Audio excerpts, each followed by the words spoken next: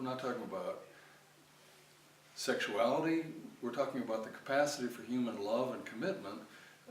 That's something that human beings share. And so something like this, in my mind as a pastor, really undercuts those values. And I think that those sorts of harms, if you will, are just, they perhaps are not as visible.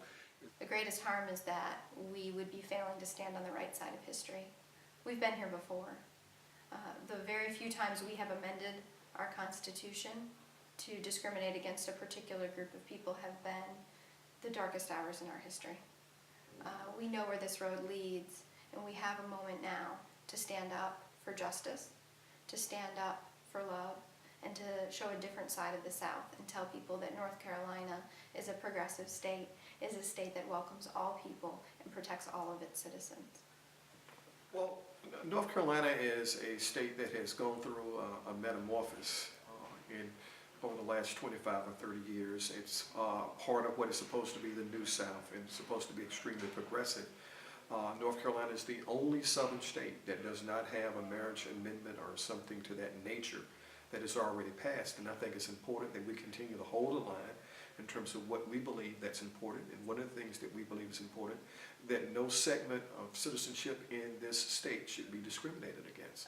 My congregation has a lot of LGBT members in the congregation, the majority of whom are coupled and have children.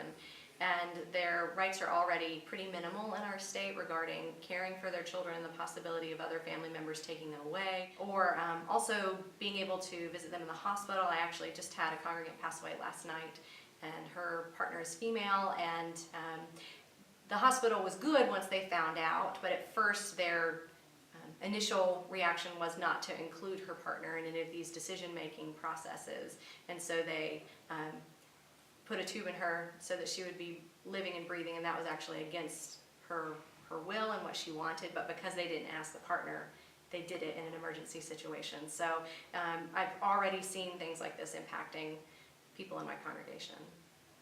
I have families in my congregation that are gay and lesbian headed households in some instances. And in those situations, in at least 2 or 3 of them, there are multiple children in those households that would lose much needed benefits. I had a situation recently where I had a member whose partner fell ill and wound up going into a coma. They had been together for 7 or 8 years, had had a domestic marriage or been living in a kind of domestic partner situation. And at the point that the person could not speak for themselves, the one who was ill, a family member had to be called from another state.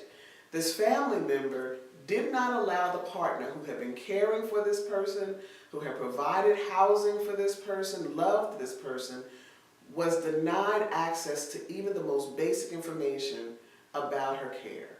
This is an opportunity, I believe, we have as a state to say the best of who we are. There is an opportunity we have here to rise together, to work together, to own, yes, we have some differences, and in some instances, pretty fundamental. But the thing that we can all be in agreement with is that no one has a right to take their views and their opinions and legislate that kind of view into our state constitution, which is designed to be protective and welcoming and open and broad for all of our state citizens.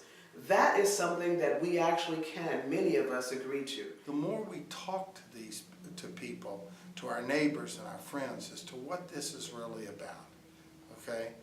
That this is really about hurting people, being judgmental, being biased and bigoted, and enshrining discrimination. The more we talk to people, the more the innate goodness in the citizens of North Carolina will come out.